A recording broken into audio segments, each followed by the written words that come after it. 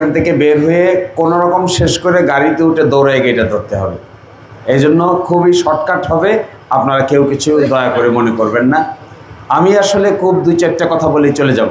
এক নম্বর কথা, সংসদ সদস্য কেন বানাবেন, কি কারণে বানাবেন, সংসদ সদস্যের কাজ কি? এই সংসদ সদস্য আপনারা ভোট দেবেন, তারপরে একটা লোক সংসদ সদস্য হবে। তো এই সংসদ সদস্য হয়ে যদি সত্যিকার অর্থে আপনাদের জন্য কোনো কাজকর্ম করা না যায়, তাহলে শুধু সংসদ সদস্যের সাইনবোর্ড লটকাইয়া কি লাভ হবে? সংসদ সদস্য তো কোনো সাইনবোর্ডের নাম না। আমি একটা গলায় লিখে রাখলাম এখানে সংসদ সদস্য, তো কি লাভ হইল? লিখলাম, লিখে রাখি এখানে যে আমি হলাম সংসদ সদস্য। আপনার লাভ কি? আপনার ফায়দা কি? তাতে আপনার কি ফায়দা হচ্ছে? আমাদের মতো লোকেরা 5 বছর পরে একবার এসে যখন আপনাদের কাছে ভোট চায়, আর 5 বছর পরে কাজের যখন হিসেব করা হয়, তখন যদি কাজের হিসেব দেওয়া না যায়, তাহলে সংসদ সদস্য সাইনবোর্ড লটকাইয়া ভাটি অঞ্চলের মানুষের কোনো ফায়দা হবে না। এই সাইনবোর্ড যদি সত্যিকার অর্থে লটকাইতে হয়, তাহলে কাজের লোক ছাড়া শুধুমাত্র নামের লোক দেওয়ার কোনো কাজে আসবে না। যা কিছু যা বলবে তার মূল কথা এই দুই সেন্টেন্স, এই দুই বাক্য। আপনারা খালি বলতেছেন রাস্তা বানাও, রাস্তা বানাও, রাস্তা বানাও। আমি তো শুনলাম এখানে যে কয়জন বক্তৃতা দিয়েছে সকলেরই এক কথা, রাস্তা দরকার। তো রাস্তা কি বললে হয়ে যাবে?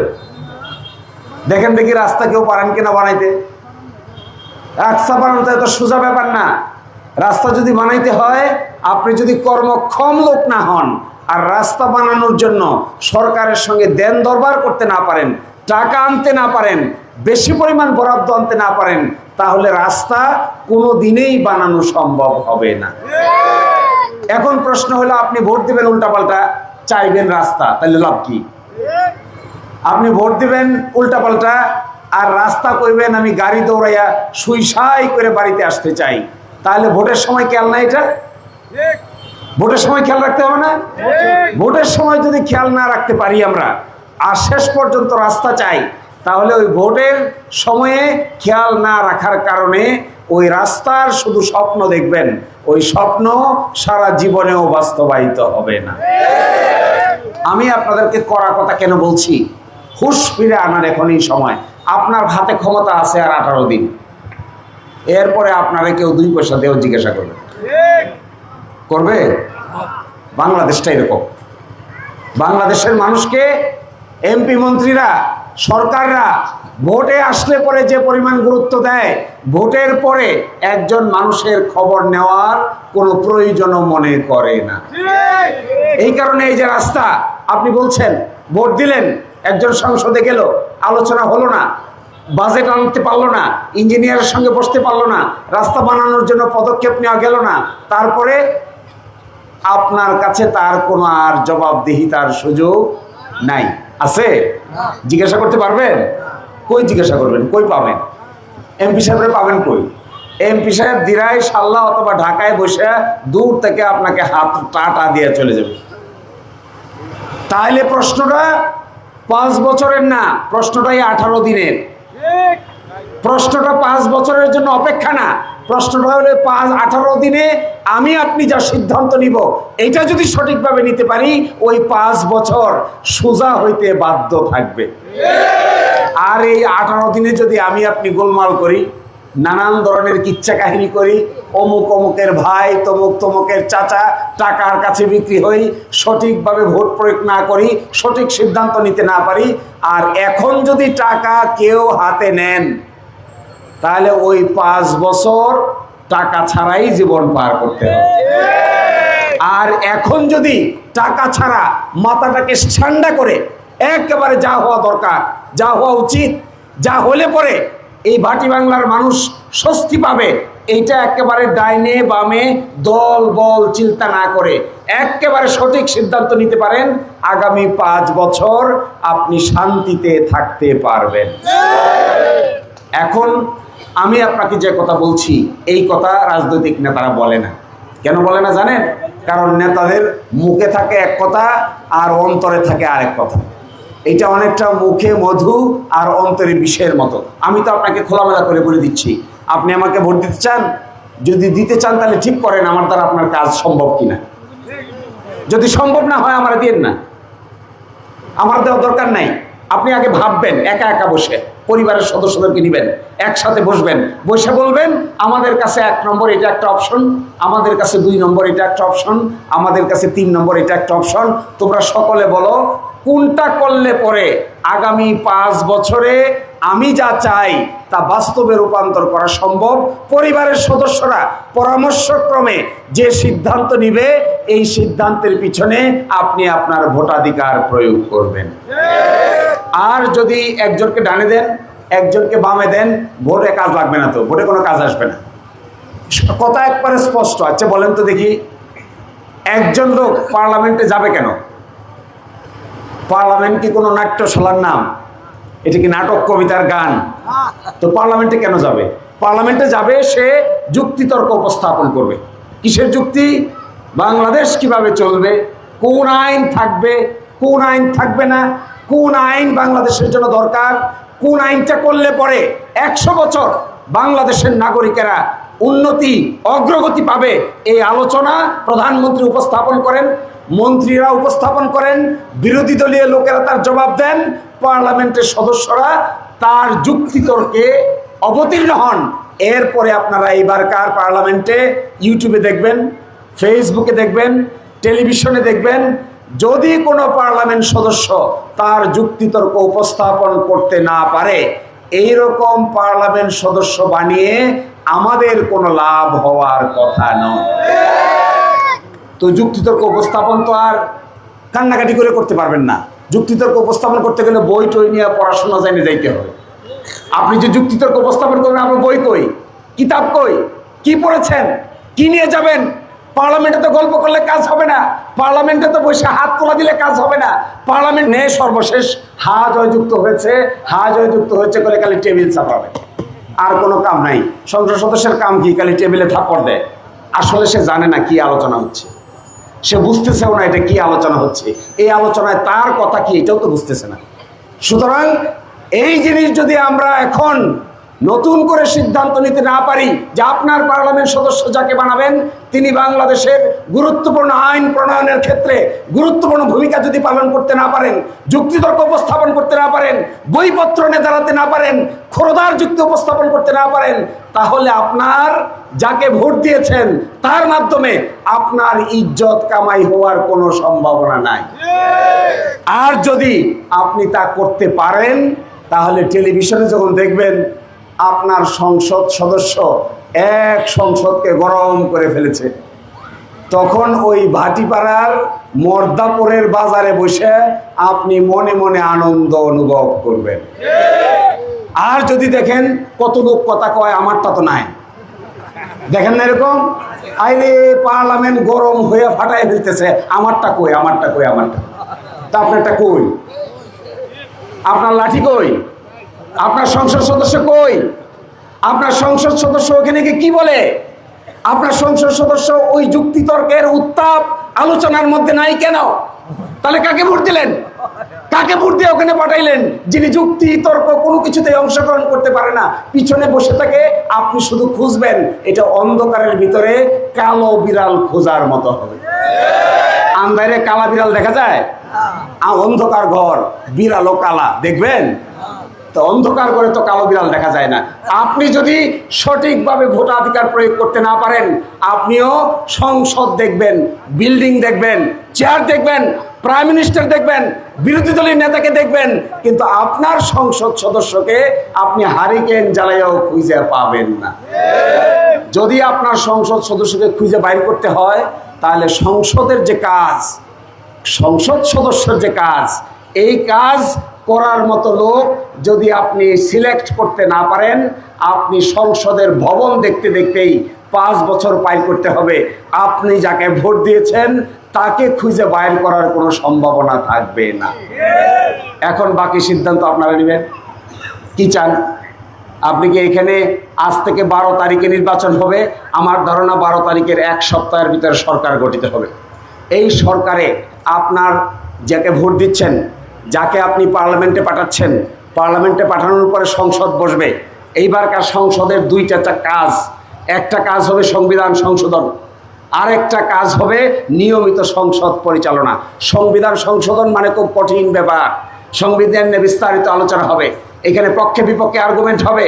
1972 সালের সংবিধান থেকে শুরু করে 2026 সালের সংবিধানের কি থাকা উচিত, কি থাকা উচিত না, কোনটা বাদ দেওয়া উচিত, কোনটা গ্রহণ করা উচিত, কোনটাকে নতুন করে সংবিধানের মূলনীতিতে আনা উচিত, এই ব্যাপারে দিনের পর দিন, রাতের পর রাত 180 দিন পর্যন্ত আলোচনা হবে। এই 180 দিনের আলোচনায় আপনারা এখন যদি সঠিক সিদ্ধান্ত নিতে না পারেন, ওই 180 দিনের আলোচনায় আপনার সংসদ সদস্যকে দুই কথা বলার মতো লোক খুঁজে পাবেন না। এখন বাকিটা সিদ্ধান্ত আপনারা নেবেন। দলাদলি চাইলে আমরা করতে পারি, কিন্তু আমি একটা কথা বলেছিলাম যে শেষ পর্যন্ত আশা করি 6 তারিখ মার্চ ফর ইউনিটি, ঐক্যের একটা মার্চ, পায়ে হেঁটে ঐক্যের মেসেজ নিয়ে আমরা একটা বিরাট পদযাত্রার আয়োজন করব। যে পদযাত্রায় এই দিরাইশাল্লার হিন্দু মুসলমান, দিরাইশাল্লার নারী পুরুষ, দিরাইশাল্লার প্রতিবন্ধী, দিরাইশাল্লার তৃতীয় লিঙ্গের মানুষ, দিরাইশাল্লার কৃষিজীবী, শ্রমজীবী, কৃষক সকলেই একসাথে জয়েন করে এই বাংলাদেশে দিরাইশাল্লার মধ্যে কিভাবে ঐক্য গড়ে তুলতে হয়, সকল রাজনৈতিক দলকে কিভাবে এক কাতারে আনতে হয়, সকল জনগণকে কিভাবে এক কাতারে আনতে হয়, সকল শ্রেণী পেশার মানুষকে কিভাবে এক কাতারে আনতে হয়, ইনশাল্লাহ আগামী 6 তারিখে এইরকম একটি পদযাত্রার আয়োজন করে সারা বাংলাদেশে আমরা একটা নজির সৃষ্টি করতে যাচ্ছি। আপনারা 6 তারিখের জন্য রেডি থাকবেন। হাজার হাজার লোক দিরাই রফিনগরের এই মাথা থেকে শুরু করে একেবারে হোসেনপুর পর্যন্ত, ওইদিকে হোসেনপুর থেকে শুরু করে হালায়া রাজনগর পর্যন্ত, ওইদিকে একেবারে সেননগর থেকে শুরু করে সাতপাড়া পর্যন্ত, ওখানে সাতপাড়া থেকে শুরু করে রাউতলা পর্যন্ত, ওখানে রাউতলা থেকে শুরু করে সোনাগানি মির্জাপুর নামে একটা জায়গা আছে এই পর্যন্ত, আর এদিকে রফিনগরের সর্বশেষ গ্রাম পর্যন্ত আলিপুর। এর মাঝখান থেকে হাজার হাজার নারী পুরুষ, হাজার হাজার কৃষক, শ্রমিক, জনতা, ছাত্র, শিক্ষক সকলেই একসাথে হয়ে আমরা দেখাতে চাইব দিরাইশাল্লার জনগণ দাঁড়িপাল্লা প্রতীকের জন্য ঐক্যবদ্ধ হয়েছে।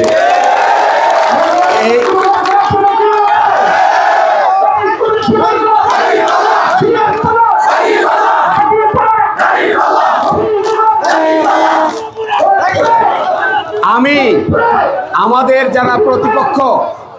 যারা প্রতিপক্ষ হয়েছেন তারা দুইটা বক্তব্য দেন। একটা বক্তব্য দেন এখানে নাকি আমরা সাম্প্রদায়িক রাজনীতি করতে এসেছি। দেখেন তো দেখি, আজকের এই প্রোগ্রাম শুরু হয়েছে, শুরুতে কোরআন থেকে তেলাওয়াত হয়েছে, তারপরে গীতা থেকে পাঠ হয়েছে, হয় নাই? তা সাম্প্রদায়িক হইল? এটা সাম্প্রদায়িক? সাম্প্রদায়িকতার কথা যারা বলছেন তারা কোন সম্প্রদায়ের লোক? যে বা যারা এই সাম্প্রদায়িকতার কথা বলে মানুষকে বিভক্ত করতে চাচ্ছেন, আপনাদের সম্প্রদায়ের নাম কি? আপনারা কোন সম্প্রদায়ের লোক? যদি নিজের সম্প্রদায়ের কথা ভাবতে না পারেন, নিজে কোন সম্প্রদায়ের লোক এটা যদি মানুষকে বলতে না পারেন, অন্যকে সাম্প্রদায়িক বলে দিরাইশাল্লার মানুষকে বিভক্ত করার কোনো কারণ থাকতে পারে না। যদি দিরাইশাল্লার মানুষকে বিভক্ত করেন পাবেন কি? আমি এক নেতাকে ওই দিন জিজ্ঞাসা করেছিলাম সরাসরি, আচ্ছা এই যে বক্তৃতা দেন সাম্প্রদায়িক বলেন তো দেখি বক্তৃতা দিয়ে পাইছেন কি? কয় ভাই শেষ পর্যন্ত আর কি বলার, যেভাবে মানুষ দাঁড়িপাল্লার দিকে ঝুঁকছে এই সমস্ত কথা না বললে তোরা আলাদা করার কোনো সুযোগ দেখতেছি না। হিন্দু ভদ্রলোক সেও বলে দাঁড়িপাল্লা, মুসলমান সেও বলে দাঁড়িপাল্লা, কে কোন রাজনৈতিক দল করতো সেও বলে দাঁড়িপাল্লা, নারীরাও বলে দাঁড়িপাল্লা, পুরুষও বলে দাঁড়িপাল্লা, শিশুরাও বলে দাঁড়িপাল্লা, ফুটবল খেলোয়াড়রাও বলে দাঁড়িপাল্লা, ক্রিকেট খেলোয়াড়রাও বলে দাঁড়িপাল্লা, প্রতিবন্ধীরাও বলে দাঁড়িপাল্লা, তৃতীয় লিঙ্গের হিজড়া জনগোষ্ঠীও বলে দাঁড়িপাল্লা। এখন সাম্প্রদায়িকতার কথা না বললে আর আলাদা করব কি করে? এই জন্য এটা তুলছি। আরেকটা কি তুলছেন? আরেকটা তুলছি হলো কে পক্ষে আর কে বিপক্ষে। আচ্ছা বলেন, দিরাইশাল্লার 5 লক্ষ লোক কে পক্ষে আর কে বিপক্ষে এই আলোচনা করে দিরাইশাল্লার মানুষের কোনো লাভ হবে? তাহলে পক্ষে বিপক্ষে আলোচনার মানে কি? পক্ষে বিপক্ষে আলোচনা করতে চান কেন? পক্ষে বিপক্ষে মাঝখানে দেয়াল তৈরি করার উদ্দেশ্যটা কি? পক্ষে বিপক্ষে বলে মানুষকে বিভক্ত করার পিছনে কি কারণ থাকতে পারে? আমি দেখেছি একটা কারণ থাকতে পারে। পক্ষে বিপক্ষে না বললে ওই ভোটের বাক্সে শেষ পর্যন্ত ভোট খুঁজে পাওয়া যাবে না। এই জন্য খুঁজে বের করতেছে কে পক্ষে আর কে হলো বিপক্ষে। আমরা তো বলি না এই কথা, আমরা তো বলি সব একতা, আমরা তো বলি ঐক্য, আমরা বলি একসাথে, আমরা বলি হিন্দু মুসলমান এক হও, আমরা বলি ধনী দরিদ্র এক হও, আমরা বলি ভাটির লোক উজানের লোক এক হও, কৃষক শ্রমিক জনতা শিক্ষক পেশাজীবী নারী পুরুষ এক হও। তাহলে তোমরা পক্ষে আর বিপক্ষে যে, এর মানে কি? আমি হিসেব করে দেখেছি, এটাই লাস্ট কথা বলছি, আমি হিসেব করে দেখেছি যেভাবে চলছে, যেভাবে মানুষের মধ্যে আগ্রহ দেখা দিয়েছে, এমনও হতে পারে 12 তারিখে দিরাইশাল্লার যুবকেরা একটা একতরফা নির্বাচনের রায় দিতে পারে। সুতরাং এই ধরনের পচা আলাপ করে লাভ হবে না। সংসদ সদস্য যদি হতে চান, যোগ্য লোক হিসেবে যদি কোনো প্রার্থী থাকে তাদেরকে নিয়ে আবির্ভূত হোক। সত্যিকার অর্থে সংসদে গিয়ে ভূমিকা রাখতে পারে এরকম লোক নিয়ে আসেন, এরকম লোক নিয়ে আসেন যারা সংসদকে উত্তাল করতে পারে, মাতাল করতে পারে, আর্গুমেন্ট উপস্থাপন করতে পারে, যুক্তিতর্ক দিতে পারে, বইপত্র নিয়ে যেতে পারে, সংবিধানে সংশোধন আনতে পারে, মাথায় জোর আছে, শরীরে জোর আছে। এরকম যুক্তিতর্ক উপস্থাপন করা লোক যদি পান, আপনারা সংসদ সদস্য বানানোর জন্য আমাদের সামনে উপস্থাপন করেন। আর তা যদি না পান, তাহলে এই আজাইরা কাম করতে কইছেটাকে? এই কামটা তো আজাইরা, আমার বিবেচনায় একেবারে 100% আজাইরা কাম। আচ্ছা বলেন তো দেখি, আমি সংসদ সদস্য হব কি হব না, এটা কি আমার বাবার সম্পদ? এই দিরাইশাল্লাহ কি আমার বাবার সম্পদ? এই দিরাইশাল্লাহ কি কোনো মানুষের পকেটের সম্পদ? এটা তো লক্ষ লক্ষ মানুষের জন্মভূমি, হাজার হাজার মানুষের জন্মভূমি, দেশ বিদেশে বসবাস করা মানুষের জন্মভূমি, হিন্দু মুসলমানের জন্মভূমি, এখানে কৃষক শ্রমিক জনতার জন্মভূমি, এখানে তৃতীয় লিঙ্গ প্রতিবন্ধী বুদ্ধিজীবী শিক্ষক ব্যবসায়ী সকলের জন্মভূমি। এই জন্মভূমিকে আমি তো আমার ব্যক্তিগত সম্পদ বলে পকেটে ঢুকিয়ে নিয়ে চলে যেতে পারি না। যদি আমি আমার ব্যক্তিগত সম্পদ হিসেবে এটাকে দেখি, তখন আমি কি বলবো জানেন? তখন আমি বলবো আমারে দাও, আমারে দাও, আমারে দাও। কি এটা দেওয়ার জিনিস? এটা কি দেওয়ার জিনিস? কি দিব? এই দিরাইশাল্লাহকে আমার বাবার সম্পদ যে আমি আপনারা দিয়ে দিব? যদি আমার সম্পদ হইতো আমি দলিল করে আপনারা দিয়ে দিতাম। আপনার যদি সম্পদ হইতো আপনি দলিল করে আমার দিয়ে দিতেন, নামজারি করে পুরা হাওয়ার আমি মালিক হয়ে যেতাম। কিন্তু এটা তো কোনো ব্যক্তি বিশেষের সম্পদ নয়। যিনি এখানকার একজন মেম্বার হবেন, যিনি এখানকার একজন পার্লামেন্ট মেম্বার হবেন, তিনি ঢাকায় যাবেন, এই 9 তলা ভবনে বসবেন, পার্লামেন্টের 90 দিনের সেশন বসবে, আলোচনা শুরু হবে, এজেন্ডা দেওয়া হবে, আগামী 180 দিন কি আলোচনা হবে এই মর্মে এজেন্ডা পাঠানো হবে, মিটিং শুরু হবে। কোরআন তেলাওয়াত দিয়ে সংসদের মিটিং শুরু হয়, গীতা পাঠ দিয়ে সংসদের মিটিং শুরু হয়। প্রাইম মিনিস্টার মিটিং করেন, কথা বলেন, এজেন্ডা উপস্থাপন করেন, বিরোধী দলের নেতা তার কাউন্টার দেন, তার পক্ষে সংসদ সদস্যরা কাউন্টার যুক্তিতর্ক উপস্থাপন করেন। এই কাজ যদি আমি করতে না পারি, আমরা করতে না পারি, আমার বিবেচনায় আমার মতো লোকের সংসদ সদস্য হওয়ার কোনো অর্থ থাকতে পারে না। আর যদি মনে করি সংসদ সদস্য হয়ে আমি ব্যবসা বাণিজ্যে নজর দিব, তাহলে তো ভাই সংসদে যাওয়ার দরকার নাই, ব্যবসা তো দিরাই বসে করা যায়। ব্যবসা দিরাই বসে করা যায় না? সংসদের ভিতরে কি ব্যবসা আছে? ওই ব্যবসার নাম তো আইন প্রণয়নের ব্যবসা। ওই ব্যবসা যদি করা না যায়, ওই ব্যবসা তো আর আপনি টাকার জোরে করতে পারবেন না, গায়ের জোরে করতে পারবেন না, শক্তিটা করতে পারবেন না। ওই ব্যবসা করতে গেলে শুধুমাত্র মাথায় জিনিস থাকতে হবে। মাথায় যদি জিনিস না থাকে আপনি আর্গুমেন্ট করবেন কি? আচ্ছা বলেন তো দেখি, আমার আপনার পছন্দ হয় না, দিলাম একটা গালি, এই ইচ্ছা আমি বহু জায়গায় বলছি। এক লোক যাইতেছে, এই তুই কি কিনছস? আমি একটা হাঁস কিনছি। তোর হাতে কি? কয় হাঁস। কয় তোর দিব একটা বাঁশ। তুই মিলে গেছে। কয় তোর হাতে কি? কয় আমার হাতে কোরাল, কয় তোরে দিব একটা লাথি, তো কয় তোমারটা তো মিলে নাই, আর আগেরটা যে হাঁস বলছিল তোরে দিতে চাইছি বাঁশ, তাহলে এটা মিলছে, আর তুই যে বললে কোরাল তুই বলছিস লাথি, তোরটা তো মিলে নাই, কয় না মিললে কি লাভ হবে, ব্যথা তো পাইছো। তো সংসদ সদস্য হয়ে যদি সত্যিকার অর্থে এই হাঁসের এগেইনস্টে বাঁশ আপনি আবিষ্কার করতে না পারেন, ওখানে গিয়ে যুক্তিতর্ক করতে না পারেন, মনে মনে উল্টাপাল্টা কথা বলে ব্যথা দিতে পারবেন, সংসদে কোনো ভূমিকা রাখতে পারবেন না। এই জন্য আমি আপনাদেরকে এই প্রথম আজকে এই গরম কথাগুলি বললাম, কারণ আমি শুনি এত ব্যাককলের মতো আর্গুমেন্ট করে, শুনলেও আমার কাছে এত লজ্জা লাগে, মনে হয় যেন এই লজ্জার কারণে এই সমস্ত প্রশ্নের উত্তর দেওয়াটাও আরেকটা লজ্জার বিষয়। কিন্তু মাথায় কি আছে আল্লাহ জানে, নিশ্চিত যাই কিছু থাকুক মাথায় বুদ্ধি শুদ্ধি খুব কম আছে, এটা নিশ্চিত, আর যাই কিছু থাকুক বুদ্ধির জায়গাটা খুব দুর্বল। আমি আপনাদেরকে একটা আহ্বান জানিয়ে চলে যাই, এই দিরাই সাল্লাহর যিনি সংসদ সদস্য হবেন তিনি বাংলাদেশের পার্লামেন্টের সবচাইতে যুক্তিগ্রাহ্য এবং সবচাইতে যুক্তিপূর্ণ বক্তব্য উপস্থাপন করতে পারেন, এই ধরনের একজন লোক দিরাই সাল্লাহর সংসদ সদস্য হোক। এটা আপনারা চান না? চান না?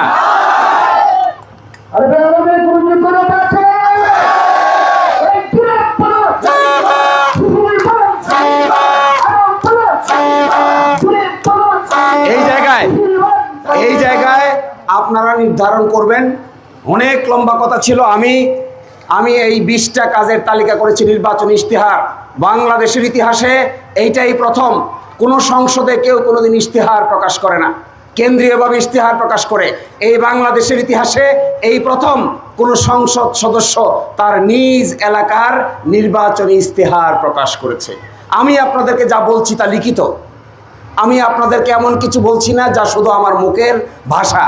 এখানে 20টা কাজের কথা বলা আছে, এই 20টা কাজের প্রতিশ্রুতি দিচ্ছি আমি আশা করব অন্যরা যারা নির্বাচন করবেন তারাও এসে আপনাদের কাছে লিখিত প্রতিশ্রুতি উপস্থাপন করবেন।